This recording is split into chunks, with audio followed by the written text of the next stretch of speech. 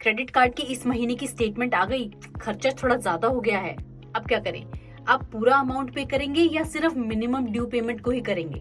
क्या फायदा क्या है टोटल पेमेंट करने का जब मिनिमम ड्यू पेमेंट का ऑप्शन मिल रहा है? तो क्या पूरा पेमेंट करें हर महीने या ना करें क्रेडिट कार्ड का?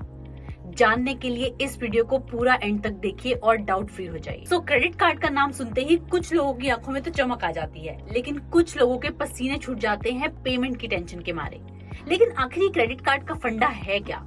वेल फ्रेंड्स, ये एक डबल एज स्वॉर्ड है जिसे अगर आप इस्तेमाल करना सीख जाएं तो आपकी लाइफ बहुत इजी हो सकती है, और अगर आपको ये परेशान करने लगे तो आपकी लाइफ लॉन्ग का ये टेंशन बन जाती है, सकता है और रिवॉर्ड पॉइंट्स और एक्साइटिंग बेनिफिट दे सकता है।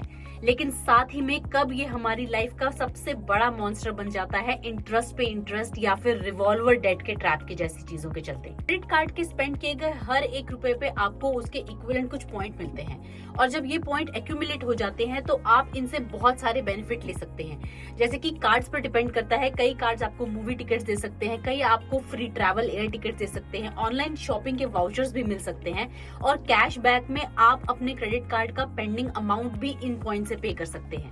क्रेडिट कार्ड लेते हुए आप ये ध्यान रखिए कि आप अपने लाइफस्टाइल और अपने रिक्वायरमेंट्स के हिसाब से क्रेडिट कार्ड लें, ताकि आप ओवर यूसेज ना करें और आपके डेली और रूटीन के स्पेंड्स में ही वो क्रेडिट कार्ड यूज हो सके और आप उससे बेनिफिट्स ले सके।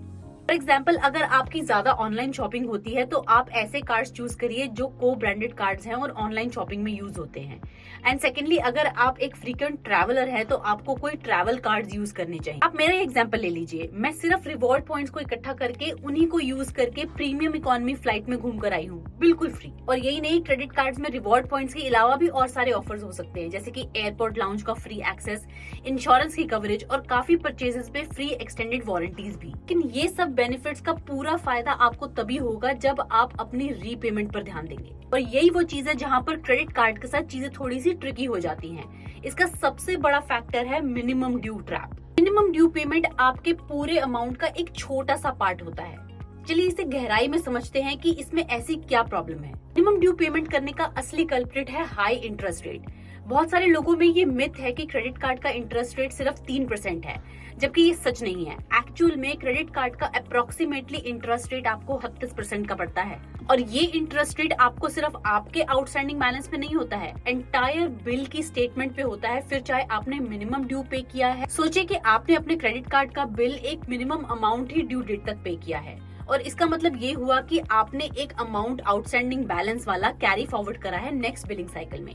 तो अब जो इंटरेस्ट आपको लगेगा वो पूरे अमाउंट पे लगेगा, जिसमें वो पे किया हुआ पैसा भी शामिल है, और ना कि सिर्फ वो अमाउंट जो आपका बाकी बचा है आपका मिनिमम ड्यू पेमेंट करने के बाद। इसका मतलब ये हुआ कि अगर 10,000 का टोटल ड्यू अमाउंट आपका है और आपने उसमें से सिर्फ 2,000 ही पे किया है अपने लास्ट डेट पर पेमेंट की, तो आपका 8,000 के बचे हुए अमाउंट पर इंटरेस्ट चार्ज नहीं होगा 36%, आपको इंटरेस्ट चार्ज होगा उस पूरे 10,000 का। सो अगली बिलिंग साइकिल में जो आपके पास स्टेटमेंट आएगी उसमें आपका टोटल ड्यू अमाउंट होगा आपका 8,000 प्लस 10,000 पे जो इंटरेस्ट 36% का है वो मिलाकर आपको पूरा आउटस्टैंडिंग पे करना होगा। इसमें एक और इम्पोर्टेंट चीज ऐड हो जाती है जो आपको ध्यान देनी चाहिए, वो ये कि जब आप मिनिमम ड्यू पेमेंट ही पे करते हैं और उसके बाद भी अपना क्रेडिट कार्ड यूज करना शुरू कर देते हैं, तो आपके पास जो 45 डेज का ग्रेस पीरियड होता है आप वो भी खो देते हैं।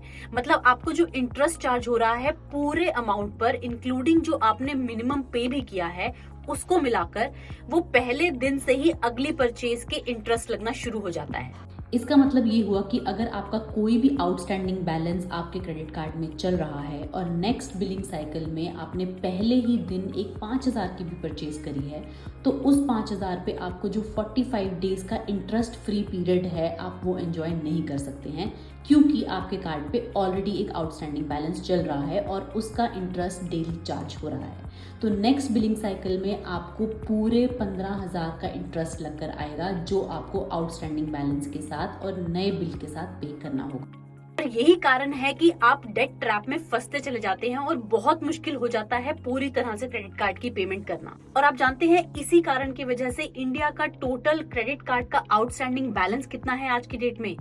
ये 2 लाख करोड़ से भी ज्यादा का है और लगभग 30 से 35% क्रेडिट कार्ड यूजर्स इंडिया में इस डेट रिवॉल्वर के ट्रैप में फंसे हुए हैं, क्योंकि आपका इंटरेस्ट के ऊपर इंटरेस्ट लग रहा है और आपका डेट बढ़ता चला जा रहा है। सो मोरल ऑफ द स्टोरी ये है कि क्रेडिट कार्ड एक बहुत ही पावरफुल टूल है, बट हाँ, साथ ही साथ इसे आपको रिस्पॉन्सिबली यूज करना भी आना चाहिए। उसके लिए कुछ बेसिक हाइजीन है जो आपको क्रेडिट कार्ड यूज करते हुए फॉलो करनी चाहिए। इन्हें अपनी हैबिट बना लीजिए ताकि आप कोई भी तरह के क्रेडिट कार्ड के ट्रैप में ना फंसे। सबसे पहला रूल, अगर आप क्रेडिट कार्ड यूज कर रहे हैं और आप उसका फुल बेनिफिट उठाना चाहते हैं तो आपको उसकी पूरी पेमेंट हर महीने करनी होगी। ऐसा करने के लिए आप ऑनलाइन अपने क्रेडिट कार्ड यूसेज की एक लिमिट सेट कर लीजिए ताकि आपको पता रहे कि इसके ऊपर आपका क्रेडिट कार्ड आप यूज नहीं करेंगे। इस तरीके से आप अपने क्रेडिट कार्ड की क्रेडिट यूटिलाइजेशन रेशियो को मेंटेन रख सकते हैं, जो कि सजेस्ट किया जाता है कि लगभग 10 से 30% के बीच में ही होनी चाहिए। मतलब आपके टोटल क्रेडिट कार्ड की लिमिट का सिर्फ 30% तक ही आप खर्च करें। और रिवॉर्ड पॉइंट्स और किसी भी और फ्रीबीज के दिए गए स्पेंड्स के टारगेट को मीट करने के लिए आप ब्लाइंडली खर्चा मत करें।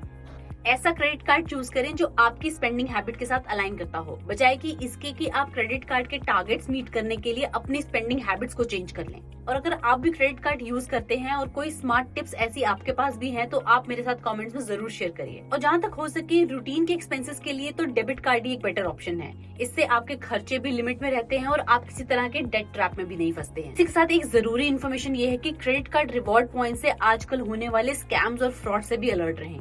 इससे रिलेटेड एक डिटेल वीडियो हमारे चैनल पर ऑलरेडी है जो आप यहाँ से देख सकते हैं। सो याद रखिए कि credit card is a financial tool and not a toy.